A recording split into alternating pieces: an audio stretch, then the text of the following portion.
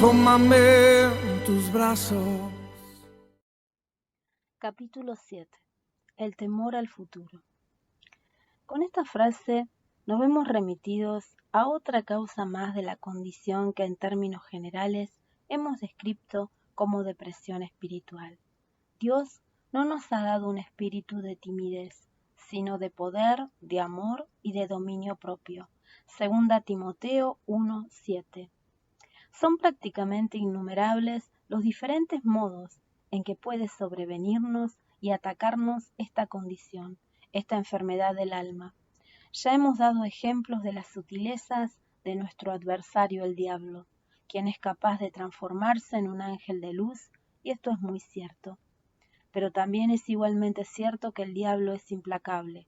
Con esto quiero decir que nunca está quieto ni se da por vencido. No le importa recurrir a todos los medios posibles con tal de hacernos caer y desacreditar así la obra de Dios. Para él la congruencia carece de importancia, pues no vacila en cambiar de procedimiento ni de enfoque. Tampoco titubea en retractarse ni en contradecirse. Uno solo es su objetivo, una sola es su preocupación, y es desacreditar el nombre y la obra de Dios, especialmente la grandiosa obra de nuestra redención por medio de nuestro Señor y Salvador Jesucristo.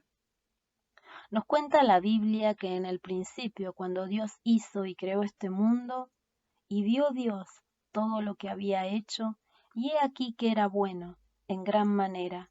Génesis 1:31. Dios estaba muy complacido con su creación, pues era perfecta. Precisamente por esta causa el diablo, en su envidia y maldad, decidió echar a perder y arruinar la obra de Dios, y concentró sus esfuerzos especialmente sobre su obra suprema, la creación del hombre. Si lograba hacer que el hombre cayera, entonces el pináculo mismo de la creación quedaría dañado. Fue así como se concentró, según recordamos, en la mujer, a la cual sedujo. Ella a su vez engañó a su esposo, y así cayó el género humano. Pero la historia de la humanidad no termina aquí. Dios en sus designios planeó una excelente vía de redención, que, sin lugar a dudas, es lo más glorioso y sobresaliente que Dios haya hecho.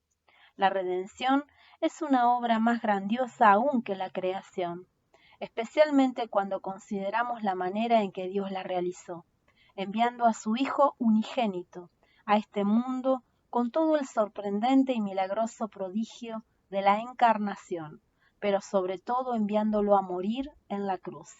He aquí la obra máxima, que el hombre pecaminoso y caído pueda ser redimido y restaurado, y con él la creación entera.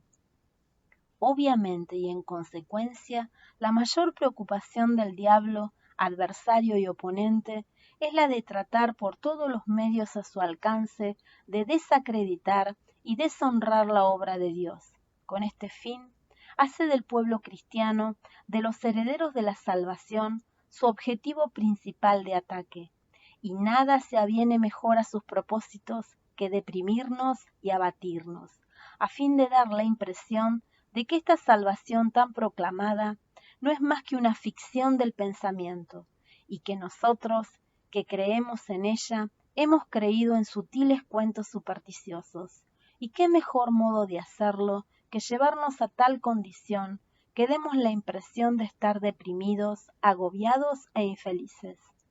Ya hemos visto cómo el diablo trata de deprimirnos, haciendo que fijemos la mirada en el pasado para que al vivir en el pasado lleguemos a abatirnos.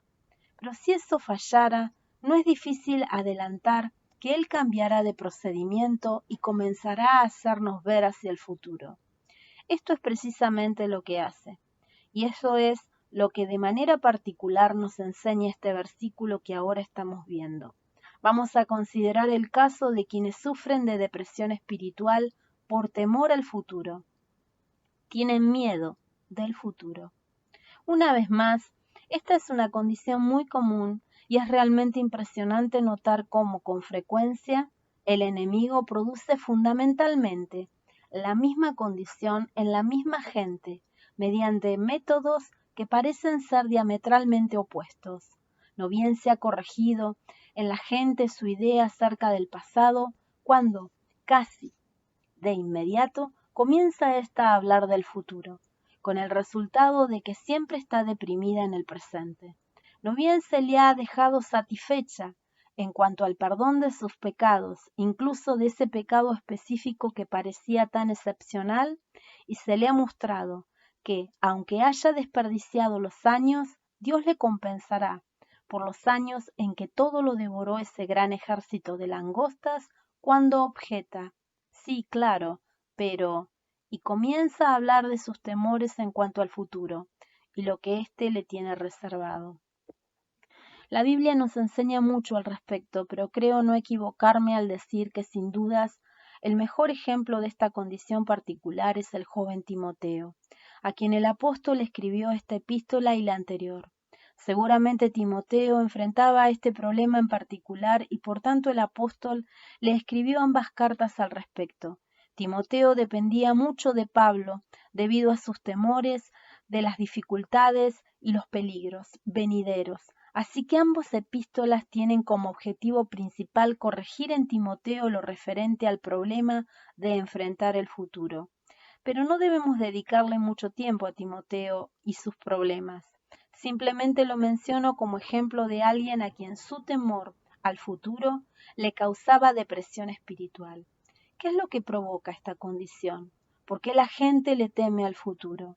¿Qué razones dan para ello? ¿Qué aspectos específicos presenta esta dificultad y qué problemas genera que en sus víctimas siempre están hablando de ellos?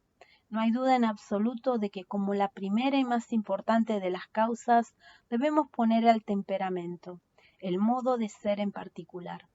Todos hemos nacido diferentes, no hay dos personas iguales, todos tenemos nuestras propias características, nuestras virtudes, nuestras fallas, nuestras debilidades, nuestros defectos. El ser humano guarda un equilibrio muy fino y delicado. Fundamentalmente, todos compartimos las mismas características generales, pero las proporciones relativas varían tremendamente de un caso a otro, y de igual manera varían y difieren nuestros temperamentos. Es muy importante que tengamos esto presente. Alguien me dirá: pero ahora somos cristianos, y cuando alguien llega a ser cristiano, todas estas diferencias caen por tierra. Debo decir que esta es una falacia muy socorrida con respecto a todo este asunto. No hay cambio más profundo en el universo que el que conocemos como regeneración, pero esta que es la obra de Dios en el alma por medio de la cual Él implanta en nosotros un principio de vida divino y espiritual, no cambia nuestro temperamento, que sigue siendo el mismo. El hecho de que hayamos llegado a ser cristianos no significa que dejemos de vivir con lo que somos. Mientras vivamos tendremos que aprender a vivir con lo que somos, y nosotros somos nosotros, y nadie más. Después de su salvación y conversión, Pablo no se convirtió en la otra persona, sino que siguió siendo esencialmente el mismo de antes. Pedro siguió siendo Pedro, y Juan siguió siendo Juan, tanto en temperamento como en sus características esenciales. Allí es donde se manifiesta la gloria de la vida cristiana, se asemeja a la variedad en la naturaleza y en la creación. Fijémonos en las flores, no hay dos flores iguales. Dentro de la unidad fundamental es en la variedad donde Dios despliega las maravillas de sus caminos. Lo mismo pasa en la Iglesia cristiana. Todos somos diferentes y nuestros temperamentos son también diferentes, porque todos somos nosotros mismos. Esta es una de las más grandes glorias de la Iglesia. Dios distribuye sus dones de diferentes maneras por medio del Espíritu Santo, aunque lo esencial de nuestra personalidad sigue siendo exactamente lo que era antes de nuestra conversión. Cuando hablo de personalidad, me refiero a nuestro temperamento, a nuestro modo particular de hacer las cosas. Seguimos haciendo lo mismo, solo que lo hacemos de diferente manera. Como cristianos, todos debemos hacer esencialmente lo mismo, aunque nuestra manera de hacerlo será diferente. Pensemos en la diferencia que hay entre los predicadores. Predican el mismo evangelio y viven la misma vida cristiana. Sin embargo, su manera de presentar el evangelio es diferente y tiene que serlo. Además, Dios usa estas diferencias a fin de extender el evangelio. Para que el mensaje logre conmover a alguien, Dios puede usar a cierto tipo de persona, mientras que no podría usar a otra con el mismo propósito. Las diferentes presentaciones conmueven a personas diferentes, y así tiene que ser, y de ser todas ellas, echa mano Dios. Así que anteponemos a todo el temperamento, y hay personas que por temperamento son nerviosas, aprensivas, timoratas. Pablo mismo era, me parece, un ejemplo de esto, pues en el aspecto natural era nervioso y falto de confianza en sí mismo. Cuando fue a Corinto lo hizo con tanta debilidad que temblaba de miedo. Primera Corintios 2:3. Era timorato por naturaleza, de allí que su naturaleza lo llevaba a hablar de conflictos por fuera, temores por dentro. Segunda Corintios 7:5. Lo mismo puede decirse de otros, especialmente de Timoteo. Hay personas que ya nacen así. Hay otras que tienen confianza en sí mismas y actúan con seguridad. A nada le temen y todo lo acometen. Sobresalen en todas partes. No saben lo que es ponerse nervioso. Ambos tipos de gente son cristianos y sin embargo, en ese aspecto son vital y fundamentalmente diferentes. Hay cristianos a quienes solo con grandes dificultades se les puede persuadir a hablar en público, y hay otros que responden de manera exactamente opuesta, de modo que esto del temperamento es una cuestión importante al considerar las causas de esta manifestación específica de ansiedad y depresión. Surgen luego otras cosas al considerar el caso de la gente que le teme al futuro. Se encuentra uno con que siempre están preocupadas en cuanto a la naturaleza de la tarea que enfrentan los cristianos. A juzgar por lo que dicen, tienen un concepto muy alto de la causa cristiana y una idea exaltada de la vida cristiana. Están conscientes de que no es nada fácil ser cristiano y de que no se trata solo de convertirse y luego tenderse sobre un lecho de rosas por el resto de sus días. No, se dan cuenta de que el llamamiento es altamente exigente, que se trata de una lucha de fe. Se dan cuenta del exaltado carácter de esta vida. Saben que ser cristiano significa seguir a Cristo. Por lo general se trata de gente inteligente, que al leer su Nuevo Testamento se dan cuenta de las tremendas proporciones de la tarea y del llamamiento. Pero esto a su vez tiende a deprimirlas, porque están igualmente conscientes de su propia pequeñez. En otras palabras, le temen al fracaso, tienen miedo de fallarle a la causa y dicen, me gusta el Evangelio, creo que mis pecados han sido perdonados, quiero ser cristiano, pero tengo tanto miedo a fallar. Todo marcha a la perfección mientras estoy en reuniones o en la compañía de gente cristiana, pero tengo que vivir y me conozco a mí mismo, y conozco mis debilidades, conozco la grandeza de la tarea y también las dificultades. Tienen temor de fracasar, porque ¿quiénes son ellos para vivir la vida cristiana? ¿Y cómo no quieren fallarle a Dios, ni al Señor Jesucristo, ni a su iglesia en el mundo? Se ven oprimidos por lo enorme de la tarea y por la clara conciencia que tienen de sus propias deficiencias y necesidades. También puede ser que sufran solo de cierto temor general por el futuro, aunque no puedan señalar nada en particular. Si se les pregunta si tienen temor de algo en especial, no lo hacen. Sin embargo, sienten ese temor general, esta aprensión con respecto al futuro por cosas que pueden suceder y por las que tal vez tengan que sufrir. Con frecuencia he tenido que tratar con gente así. Recuerdo a una dama que una vez me dijo, bien, yo creo en Cristo, pero no sé si pueda llamarme cristiana. Cuando le pregunté por qué no podía hacerlo, su respuesta fue más o menos la siguiente. He leído acerca de gente en el pasado y de gente en el presente que se han visto perseguidas por causa de Cristo. He tratado de imaginarme a mí misma teniendo que enfrentar esta situación y ¿sabe una cosa? Me dijo, mostrándome a un niñito que entonces tendría unos 3 años. Si realmente tuviera que optar entre negar mi fe o abandonar a este niño, yo no sé qué haría. No creo ser lo suficientemente fuerte y dudo si tendría el valor de poner primero a Cristo a toda costa y de ser necesario sufrir la muerte. Aunque ella nunca había estado sujeta a tal prueba, y tal vez nunca llegaría a estarlo, estaba consciente de esa posibilidad y esa sola idea la deprimía. Tal depresión espiritual se debe al temor al futuro, que con frecuencia resulta ser un temor imaginario. Aunque podríamos multiplicar los casos, no debemos detenernos en estos ejemplos. No deja de sorprendernos, sin embargo, que tales cosas puedan hacer presa de nosotros, al grado de paralizarnos del todo en el presente. La gente así frecuentemente corre el riesgo de verse tan absorbida y presa de estos temores que realmente pierden su eficacia en el presente. No hay ninguna duda de que este era en esencia el problema de Timoteo. Pablo estaba en prisión y Timoteo empezaba a preguntarse qué iba a sucederle. ¿Qué pasaría si Pablo era ejecutado? ¿Cómo podría él, Timoteo, enfrentar solo las dificultades que estaban surgiendo en la iglesia y la persecución que comenzaba a manifestarse, en la cual él mismo podría verse envuelto? De modo que Pablo tuvo que ser muy firme con él y decirle que no debería avergonzarse de él ni de su sufrimiento. Así que no te avergüences de dar testimonio de nuestro Señor, ni tampoco de mí, que por su causa soy prisionero.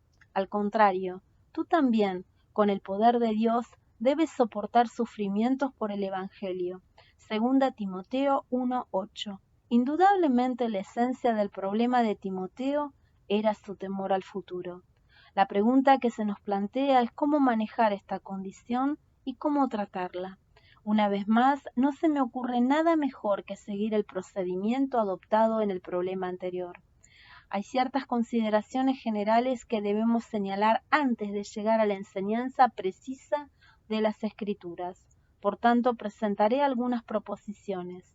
Primero que nada, hay que descubrir y saber, una vez más, dónde exactamente tirar la línea entre la previsión legítima y la previsión paralizadora.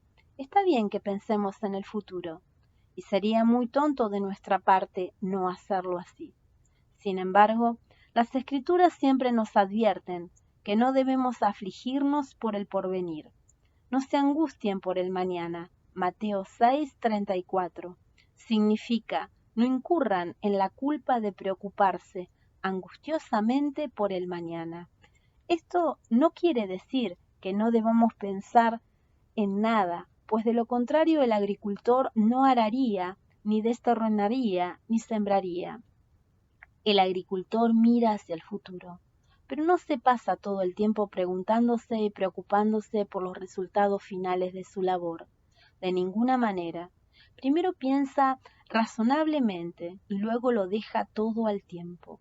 Una vez más allí, todo aquí es cuestión de saber dónde trazar la línea. Está bien pensar, pero hasta cierto punto. Pasado ese punto, todo se convierte en aflicción y ansiedad, en inacción e incapacidad. Dicho de otro modo, aunque está bien pensar en el futuro, está mal dejarse controlar por él.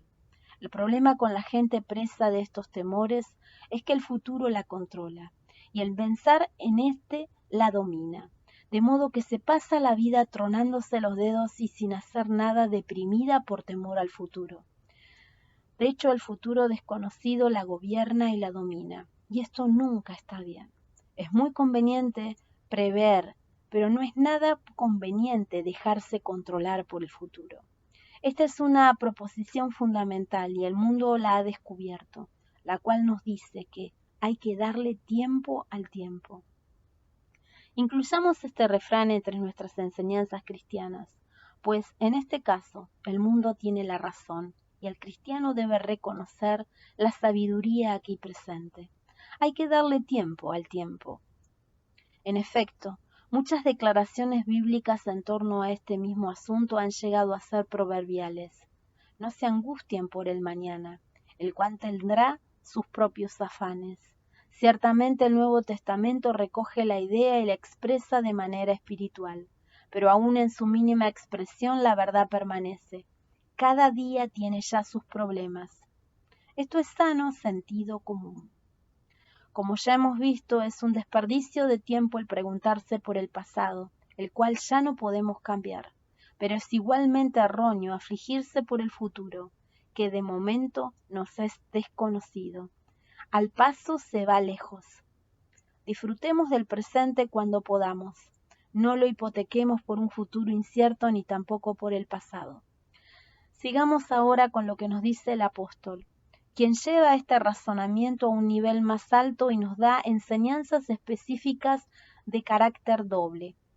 En primer lugar, nos da una reprimenda y en segundo lugar, nos da un recordatorio.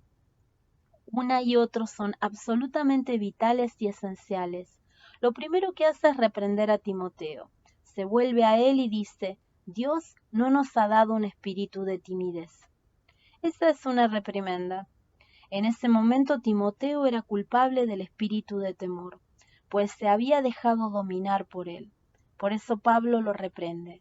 Dios no nos ha dado un espíritu de timidez, sino de poder, de amor y de dominio propio. En principio, el principio y la doctrina que tenemos aquí es que nuestro problema esencial si sufrimos de esta manifestación particular de depresión espiritual proviene de no darnos cuenta de lo que Dios nos ha dado y nos sigue dando mediante el don del Espíritu Santo. Este era realmente el problema con Timoteo y es también el problema de cristianos como él. No nos damos cuenta de lo que Dios ha hecho por nosotros y de lo que sigue haciendo en nosotros. De hecho, podemos emplear las mismas palabras que una vez usó nuestro Señor, aunque en un caso ligeramente diferente, al responderles a Santiago y a Juan que querían que cayera fuego del cielo sobre ciertos samaritanos, el Señor dijo, ustedes no saben de qué espíritu son. Lucas 9:55. Y esto es precisamente lo que Pablo le está diciendo a Timoteo. En aquel caso, el sentido es negativo. En este es positivo. El apóstol tiene que decirle a Timoteo que avive el don de Dios. Nuestros temores se deben a que no avivamos ese don. No pensamos, no nos hacemos cargo de nosotros mismos.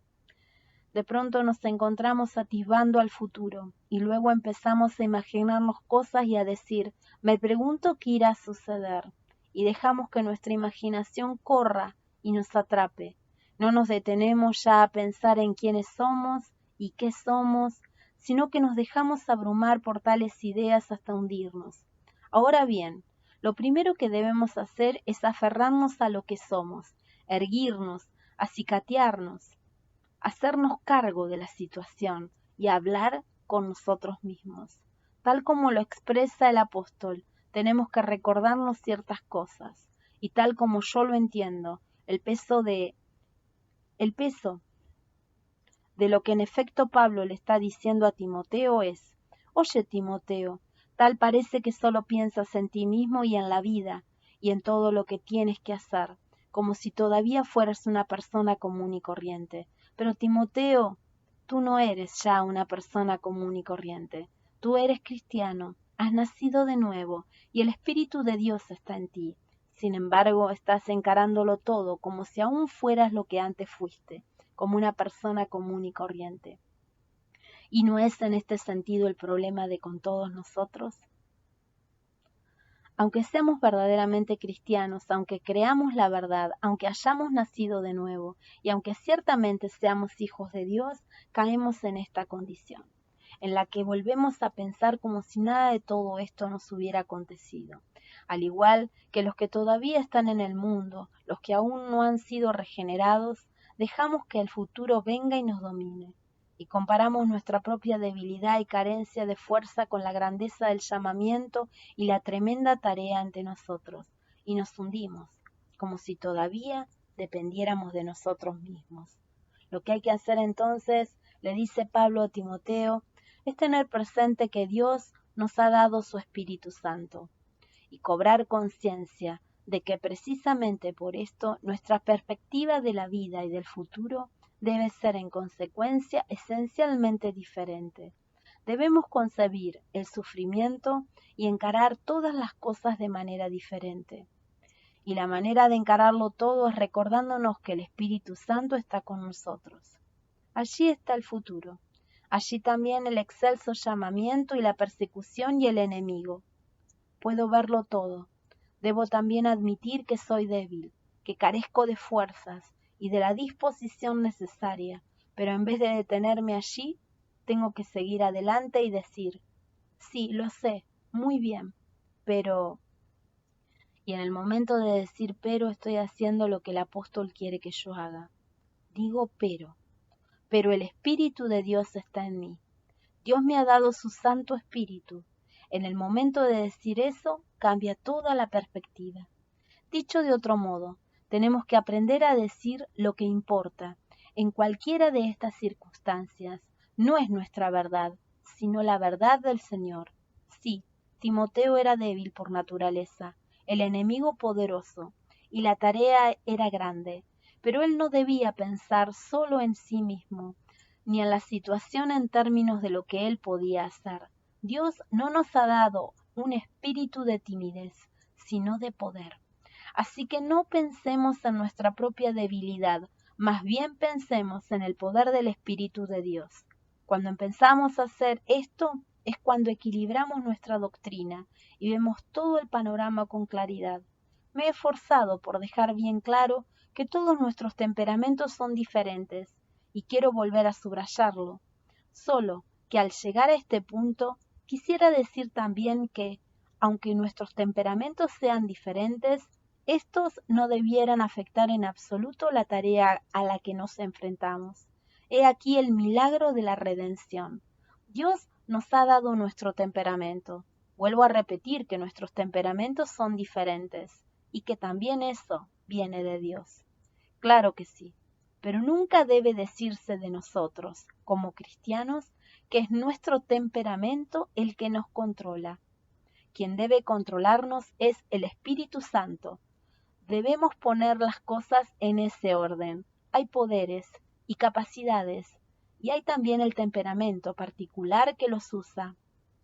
Pero el punto clave es que como cristianos debemos estar bajo el control del Espíritu Santo. Lo trágicamente erróneo en un cristiano es dejar que sea su temperamento el que lo controle. Al hombre natural siempre lo controla su temperamento, y nada puede hacer por evitarlo.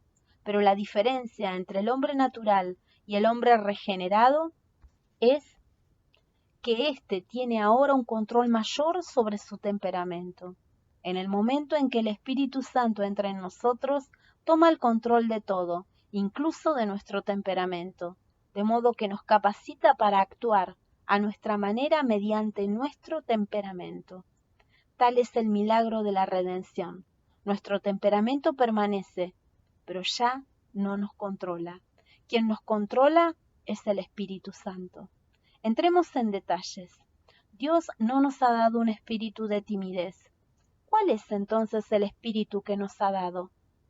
Notemos que Dios no nos ha dado un espíritu de timidez, sino de poder. Eso es lo primero que establece y por buenas razones. Tenemos una tarea y conocemos nuestras propias debilidades. Claro que sí, pero he aquí un poder incluso para los debiluchos, y quiere decir poder en el sentido más amplio que podamos concebir. ¿Sentimos temor de no poder vivir la vida cristiana? La respuesta es, lleven a cabo su salvación con temor y temblor, pues Dios es quien produce en ustedes tanto el querer como el hacer.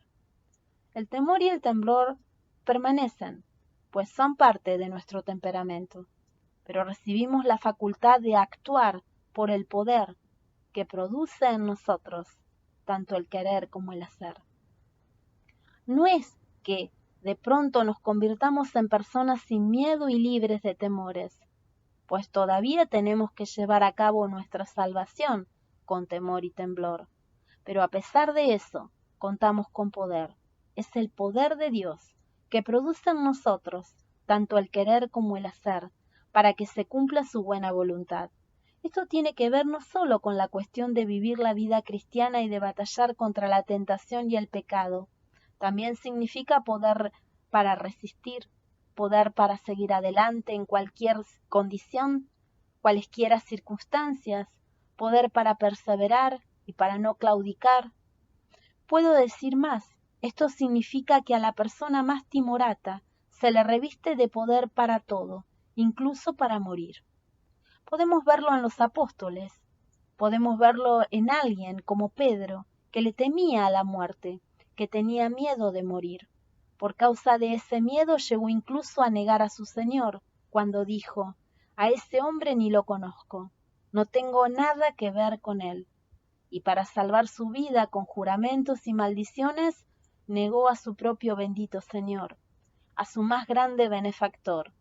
Pero veámoslo después en el libro de los Hechos de los Apóstoles. El espíritu de poder había entrado en él, y ahora estaba dispuesto a morir.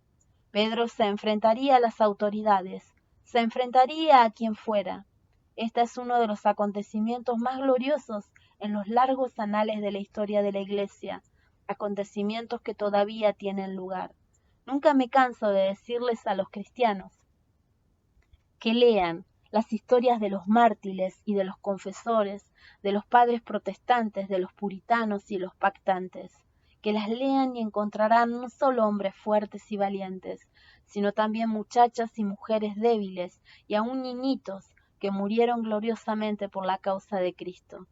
No pudieron hacerlo con sus propias fuerzas, sino que les fue dado el espíritu de poder. Y eso es precisamente lo que Pablo quiere decir aquí cuando le dice a Timoteo, no hables así. Estás hablando como cualquier otro hombre. Estás hablando como si tú mismo, con tu propio poder, tuvieras que enfrentarlo todo. Pero Dios te ha dado el espíritu de poder. Así que sigue adelante, que Él estará contigo. Tú mismo no te reconocerás y hasta te asombrarás de ti mismo. Y aun cuando eso signifique que debas afrontar la muerte, te regocijarás de que se te haya considerado digno de ser humillado y aun de sufrir la muerte por causa de su glorioso nombre. Segunda Timoteo 1:7. Se nos ha dado poder. Y a medida que nos sintamos inclinados a caer en la depresión por lo que está en contra de nosotros, lo que tenemos que hacer es decir, yo tengo el Espíritu Santo, que es el Espíritu de poder. A continuación Pablo menciona el amor, 2 Timoteo 1:7. Esto me parece de lo más interesante y fascinante. Me pregunto cuánto de nosotros habríamos incluido el amor aquí en esta lista, porque creemos que Pablo lo ha incluido aquí. ¿Qué pretende con ello? Dios no nos ha dado un espíritu de timidez, sino de poder. Bien puedo entender que me hace falta poder, pero amor, ¿por qué amor? Ciertamente no es el amor lo que una persona timorata necesita. ¿Por qué entonces poner en segundo término el espíritu de amor? Aquí hay una excelente cápsula de psicología, porque después de todo, ¿cuál es la causa principal del espíritu de temor? La respuesta es el ego, el amor por uno mismo, la preocupación por uno mismo, la protección de uno mismo. Hemos notado cómo la esencia de este problema radica en que las personas temerosas realmente están demasiado absorbidas por su ego. ¿Cómo puedo yo hacer esto? ¿Y qué tal si yo fracaso? Todo gira en torno a ellas. Solo tienen ojos para ellas mismas y solo se preocupan por ellas mismas. Y es precisamente aquí donde interviene el espíritu de amor, pues solo hay un modo de librarnos de nosotros mismos. Contra el ego solo hay una cura. Nunca tratamos con nuestro ego, nosotros mismos. Esa fue la fatal falacia de quienes optaron por hacerse monjes y anacoretas. Pudieron librarse del mundo y del resto de la gente, pero no pudieron librarse de ellos mismos. Llevamos nuestro ego dentro de nosotros y no podemos librarnos de él. Mientras más nos mortifiquemos, más nos atormentará nuestro ego. Solo de una manera podemos liberarnos de nuestro ego, y es dedicarnos por completo a algo o a alguien, de tal modo que no tengamos tiempo para pensar en nosotros mismos.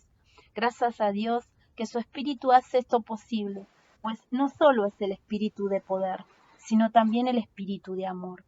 ¿Y esto qué significa? Pues significa amar a Dios, amar al gran Dios que nos creó, amar al gran Dios que a nosotros miserables criaturas, que no merecemos sino el infierno, nos ha abierto el camino a la redención. Dios nos ha amado con amor eterno. Pablo le recomienda a Timoteo: piensa en esto, y cuando el amor de Dios te haya absorbido, te olvidarás de todo lo que tenga que ver contigo. El espíritu de amor será Él quien nos libre del interés por nosotros mismos, de la preocupación por nosotros mismos y de la depresión acerca de nosotros mismos. El amor nos libera por completo de nuestro ego. Así que dialoguemos con nosotros mismos acerca del eterno y asombroso amor de Dios, del Dios que a pesar del pecado siempre nos miró y planeó el camino de nuestra redención, del Dios que no escatimó ni a su propio Hijo, sino que lo entregó por todos nosotros. ¿Qué haremos entonces? Pues seguir adelante y pensar en la amplitud y longitud, en la profundidad y altura del amor del Hijo. Seguir adelante y llegar a conocer el amor de Cristo, que sobrepasa todo entendimiento. Pensemos en aquel que, haciendo a un lado la insignia de su gloria eterna, vino de la corte celestial y nació como todo niño, trabajó como carpintero y llevó en él la contradicción de los pecadores. Pensemos en aquel cuyo santo rostro escupieron los hombres, y en cuya frente hincaron una corona de espinas, y en cuyas manos y pies martillaron clavos. Helo allí, en la cruz. ¿Y qué hace allí? Morir por nosotros, para que podamos ser perdonados y reconciliados con Dios. Pensemos en su amor, y según vayamos experimentándolo, iremos olvidándonos de nosotros mismos. Sigue luego el amor fraternal. Pensemos en los demás y en sus necesidades y preocupaciones. ¿Debo continuar? Timoteo parece haberse dicho: podría ser condenado a muerte. Pablo le contesta: piensa en los demás, mira a los que mueren en sus pecados, olvídate de ti mismo. Cultivemos de igual manera el amor por los perdidos y el amor por los hermanos, y el amor por la causa más grande y más noble en este mundo, el bendito y glorioso Evangelio. Hagámonos realidad en nosotros mismos. Esto es lo que quiere decir el apóstol cuando habla el espíritu de poder y el espíritu de amor. Si este espíritu de amor nos consume, habremos de olvidarnos de nosotros mismos y exclamaremos que nada importa, salvo el Cristo que se dio a sí mismo por nosotros, y que nada es demasiado que nosotros no podamos dar. Como el conde Sinsedov, no tendremos más que una sola pasión, y esta será Cristo y solo Cristo, el espíritu de amor. Finalmente, hablemos del dominio propio. No nos ha dado un espíritu de timidez, sino de poder, de amor y de dominio propio. ¿Qué significa esto? Que aquí el antídoto correcto para el espíritu de timidez o cobardía, el dominio propio, la disciplina, la mente equilibrada. Aunque nosotros seamos timoratos y nerviosos, el espíritu de Dios nos ha dado es el espíritu de dominio propio, el espíritu de disciplina, el espíritu de juicio. Nuestro Señor ya había dicho todo esto antes de que Pablo siquiera lo pensara. Pablo no hace sino repetir y presentar las propias enseñanzas de nuestro Señor.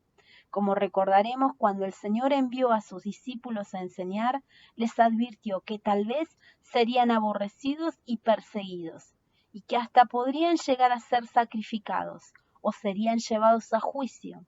A continuación les dijo: pero cuando los arresten, no se preocupen por lo que van a decir o cómo van a decirlo. En ese momento se les dará lo que han de decir. Mateo 10:19. Serán llevados a juicio, y se intentará todo para atraparlos con sus palabras. Pero no se aflijan, dice nuestro Señor, porque en esa misma hora se les dará lo que han de responder. No deben tener miedo ni perder la calma, pues no estarán tan alterados y alarmados que no sepan qué decir. Además, en esa misma hora se les dirá cómo deben responder. He allí el espíritu de sabiduría y de dominio propio. Puedo resumir brevemente este punto mediante un ejemplo. Se trata de una muchacha relativamente joven en los días de los pactantes en Escocia. Un domingo por la tarde nuestra joven se dirigía a un culto de comunión que celebrarían los pactantes. Tales cultos de comunión estaban, por supuesto, absolutamente prohibidos. Los soldados del rey de Inglaterra buscaban por todas partes a los posibles asistentes a este culto de comunión. De pronto, al dar la vuelta a la esquina, esta muchacha se encontró frente a frente con un pelotón de soldados y supo que no tenía escapatoria. Por un momento se preguntó qué diría, pero casi inmediatamente, al ser interrogada, se encontró respondiendo: «Mi hermano mayor ha muerto, y esta tarde va a leerse su testamento. Mi hermano hizo algo por mí, y me ha dejado una herencia. Quiero estar presente cuando se lea su voluntad». Y los soldados la dejaron marcharse, pues Dios no nos ha dado un espíritu de timidez, sino de poder, de amor y de dominio propio, sabiduría, discreción, entendimiento. El Señor nos hará tan sabios como las serpientes. Seremos capaces de hacer declaraciones absolutamente ciertas a nuestros enemigos, pero el enemigo no nos entenderá y podremos escaparnos. Claro, su hermano mayor había muerto. Cristo había muerto por ella, y en el culto de comunión iba a leerse otra vez su voluntad, y ella volvería a recordar lo que él le había dejado y lo que había hecho por ella. Como podemos ver, aún los más ignorantes y más nerviosos del reino de Cristo reciben dominio propio y espíritu de sabiduría. Nos dice Cristo: no se preocupen, en ese momento se les dará lo que han de decir. Mateo 10:19. Cristo mismo nos dirá qué hacer y qué decir, y de ser necesario nos refrenará. En esta vida no estamos solos, así que no debemos pensar que somos gente común y corriente. No somos como los demás, sino que hemos nacido de nuevo. Dios nos ha dado su Espíritu Santo, que es el espíritu de poder, de amor y de dominio propio. Por lo tanto, en el nombre de Dios y con las palabras del apóstol, digo a quienes son particularmente propensos a caer en la depresión espiritual por su pusilánime temor al futuro: aviven el don, dialoguen con ustedes mismos, tengan presente quiénes son y qué son, y qué espíritu habita en ustedes. Una vez que cobren conciencia del carácter de ese espíritu, podrán seguir adelante sin detenerse, sin temor de nada, viviendo el presente y preparándose para el futuro, con un solo deseo, el de glorificar a quien todo lo dio por nosotros.